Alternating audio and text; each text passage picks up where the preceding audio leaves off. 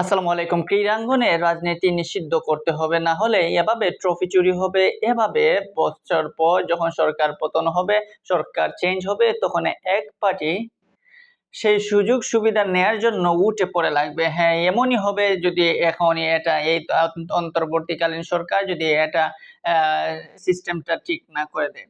কারণ আপনারা রিসেন্টলি দেখবেন বাংলাদেশের সরকার পতনের পর থেকে বাংলাদেশের ক্রীড়াঙ্গনের প্রত্যেকটা সেক্টরে, বিশেষ করে বাংলাদেশ ফুটবল এবং ক্রিকেট বোর্ডের মধ্যে অনেক পরিবর্তনের আভাস পাওয়া যাচ্ছে এবং পরিবর্তনের জন্য আওয়াজ তোলা হচ্ছে, এবং তার মধ্যে কিছু কিছু দাবি আসলে নৈতিক এবং কিছু কিছু দাবি অবশ্যই করতেই হবে যে এরা পদত্যাগ করতে চায়, এবং এই সেক্টরকে উন্নতি করতে হলে আসলে কিছু কিছু পরিবর্তন দরকার। কিন্তু সেই পরিবর্তনটাকে যদি এক ধরনের মানুষ বা এক পার্টি যদি এটাকে অসাধু উপায়ে এবং তাদের নিঃস্বার্থ হাসিলের জন্য পলিটিক্যাল ভাবে যদি এটা নেওয়ার চেষ্টা করে, তাহলে তখনই দুঃখ লাগে, তখনই ব্যথা লাগে। এই জন্য যে ক্রীড়াঙ্গন এই জিনিসটা, যে ক্রীড়াঙ্গনের প্রত্যেকটা ক্রীড়া ক্ষেত্রই বলা যায়, ক্রিকেট বলেন, ফুটবল, ব্যাডমিন্টন, যাই বলেন না কেন, হাডুডু, প্রত্যেকটা খেলার ক্রীড়াই কিন্তু একটা মানুষের সুন্দর মানুষের তাদের যে মনস্তাত্ত্বিক চিন্তাধারা বা মানুষের মনে যে একটা আনন্দ, সেটা কিন্তু আনন্দে এনে দেয় এই ক্রীড়াঙ্গনের প্রতিটা সেক্টর। কিন্তু সেখানকে সেই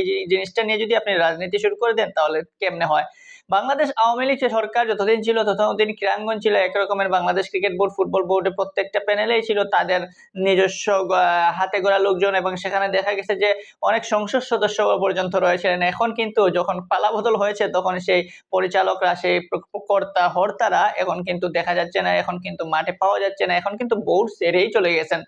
ক্রিকেট বোর্ড বা ফুটবল বোর্ড, যে বোর্ড বলেন না কেন, প্রত্যেকটা বোর্ডে এখন বড় বড় হর্তাকর্তারা, এদেরকে দেখা যাচ্ছে না। বিশেষ করে ক্রিকেট বোর্ডের দিকে যদি তাকান, তাহলে বর্তমান বাংলাদেশ ক্রিকেট বোর্ডের সামনে দিয়ে অনেক অনেক বড় বড় দায়িত্ব, যেহেতু বাংলাদেশের মহিলা দলের বিশ্বকাপের আয়োজন বাংলাদেশে রয়েছে, সেই হিসাবে বড় একটা চ্যালেঞ্জ এখানে থাকবে। সেই চ্যালেঞ্জটা নেওয়ার যখন এখন সময়, বাংলাদেশ ক্রিকেট বোর্ডের প্রেসিডেন্টের ঠিক তখনই প্রেসিডেন্ট উধাও হয়ে গেছেন। আজকে শুনলাম নাকি উনি কোথায় আছেন পরিচালকরা পর্যন্ত জানেন না, এমনকি ফোনে পর্যন্ত কথা হয় নাই। সেটা খালেদ মাহমুদ সুজনের কথা থেকে শোনা যায়, তিনি মিডিয়াকে বলেন। আরেকটা বিষয়, আজকে দেখলাম যে বাংলাদেশ ফুটবলের সাবেক ক্যাপ্টেন, বাংলাদেশ সাবেক ফুটবলার আমিনুল হক, তিনি তার দলবল নিয়ে, সাধারণ মানুষজনকে নিয়ে আজ বাংলাদেশ ক্রিকেট বোর্ডের সামনে মানববন্ধন করতেছেন, এবং সেখানে রিয়াসাত আজিম হানা দেন, এবং রিয়াসাত আজিম হানা যখন দেন, তখন রিয়াসাত আজিম অনেক মানববন্ধনে অনেক মানুষকে জিজ্ঞাসা করেন যে এটা কিসের আন্দোলন। সবাই বলে যে বিসিবির পদত্যাগের জন্য। আসলে বিসিবির পদত্যাগ না, বিসিবির কর্তা হর্তা যারা আছেন পরিচালক, তাদের পদত্যাগ। অনেকে বিসিবি পরিচালক কতজন তাও জানেন না, কোন পরিচালকের কি সেটাও বুঝেন না, কিন্তু তারা এসে গেছে যে আন্দোলনের শুধুমাত্র তারা উপস্থিত থাকবে, আর বাকি যা কিছু আছে সব তাদের নীতি নির্ধারকরা তৈরি করবে। নীতি নির্ধারকরাই নাকি সবকিছু সৃষ্টি করবেন। ক্রিকেট এবং ফুটবল এই দুইটা কিন্তু আমাদের দেশের রাজনীতির মতো যে আন্দোলন করলেই বা হটে চলে যাবে এইরকম অবস্থায় নাই, এটা কিন্তু আলাদা একটা বিষয়।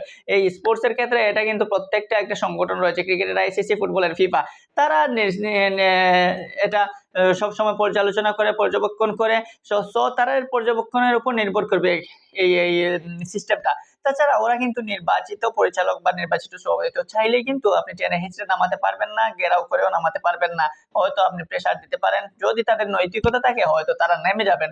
এখন এটা সময়ই বলে দেবে। তবে ক্রিকেট বোর্ডের তো বিসিবি প্রেসিডেন্ট কাজী নাজমুল হাসান পাপন, তিনি তো আগে থেকেই বলেছেন যে এটাই তার শেষ টার্ম, তিনি এমনিতেই পদত্যাগ করে দেবেন। তারপর যেহেতু এখন নাই, সেই হিসাবে বাংলাদেশের যুব ক্রীড়া মন্ত্রণালয়, ক্রীড়া উপদেষ্টাও বলেছেন যে যদিও পাপন সাহেব এখন নাই, তো এখন যে অন্তর্বর্তীকালীন একজন প্রধানকে দিয়ে হয়তো চালানো হবে, সেটাই স্বাভাবিক। এখন নির্বাচন পর্যন্ত অপেক্ষা করতে হবে আমাদের, আর কোনো উপায় নাই। এখন স্বেচ্ছায় যদি পদত্যাগ করেন কোন প্রেসিডেন্ট, তাহলে সেটা অন্য বিষয়। কিন্তু সেই বিষয়টা নিয়ে যদি আমরা যদি রাজনীতি ঢুকিয়ে দিই, তাহলে সেটাই ঘটে গন্ডগোল। ক্রিকেটের ক্ষেত্রে দেখেন, ক্রিকেটে অনেক অনেক পরিচালক আজ সংসদ সদস্য, তাদের এখন সময়কালে তাদেরকে কেউকেই পাওয়া যাচ্ছে না।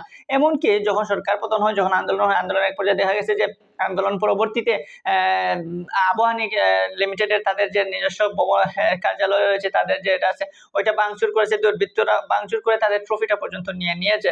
ভাঙচুর করেছে, হয়তো ওইটা সরকার দলীয় ক্লাব ছিল দীর্ঘদিন, সেই সরকার দলীয় ক্লাব থাকার কারণে দীর্ঘদিন তারা কিন্তু ঠিকই অনেক সুযোগ সুবিধা পেয়ে, যে সুযোগ সুবিধা নিয়েছে, সেই সুযোগ সুবিধার কারণে তাদের ক্লাবে রয়েছে অসংখ্য ট্রফি। তবে সেই ট্রফিগুলো না নিলেই পারতো, যদি ট্রফিগুলো থাকতো হয়তো প্রত্যেকটা ট্রফিটাই এক একটা স্মৃতি, আর সেই ট্রফিগুলো রাখাটা জরুরি ছিল।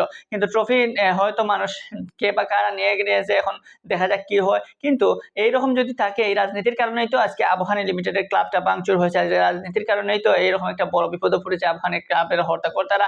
এই রাজনীতির কারণেই আজ বিসিবি পরিচালকরা উদাও বিসিবি পরিচালকরা আজ লুকায়িত।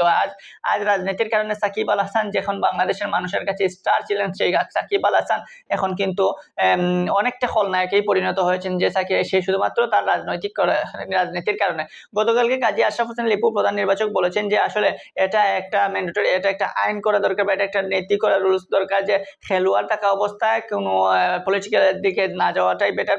রাজনীতি করতে হলে আপনি যে কোনো এক সাইড বেছে নিতে হবে, হয় খেলতে হবে অথবা রাজনীতি করতে হবে, আর সেটাই হবে পারফেক্ট একটা পন্থা। কারণ আপনি খেলা অবস্থায় যদি আপনি রাজনীতি করেন, তাহলে কিন্তু সেখানে অন্যরকম একটা পর্যায়ে দেখা যায়, এবং সেখানে কিন্তু অনেক ঝামেলা সৃষ্টি হয়। সেটা ঘটতেছে, সেটা এখন নিজ চোখকে উপলব্ধি করতে পারছেন সাকিব আল হাসান এবং মাশরাফি বিন মুর্তজা। তাই আমরা আশা করি ক্রিকেট এবং ফুটবল দুই ক্ষেত্রেই, শুধু ক্রিকেট ফুটবল না, অন্যান্য যে ক্রীড়া আছে সবগুলা থেকে রাজনীতি নিষিদ্ধ করা এবং রাজনৈতিকভাবে কোনো ধরনের কোনো সিস্টেম যাতে না হয়। এখন সময় যোগ্য ব্যক্তি এবং যারা খেলা বুঝে, যারা ক্রিকেট প্রিয়, ফুটবল প্রিয়, যারা খেলা সম্পর্কে ধারণা আছে, সেই সকল ব্যক্তিদেরকে যোগ্য স্থানে বসানো উচিত এবং তাদেরকে দিয়েই পরিচালনা করা উচিত। তখনই ফুটবল সুন্দর হবে, ক্রিকেট সুন্দর হবে।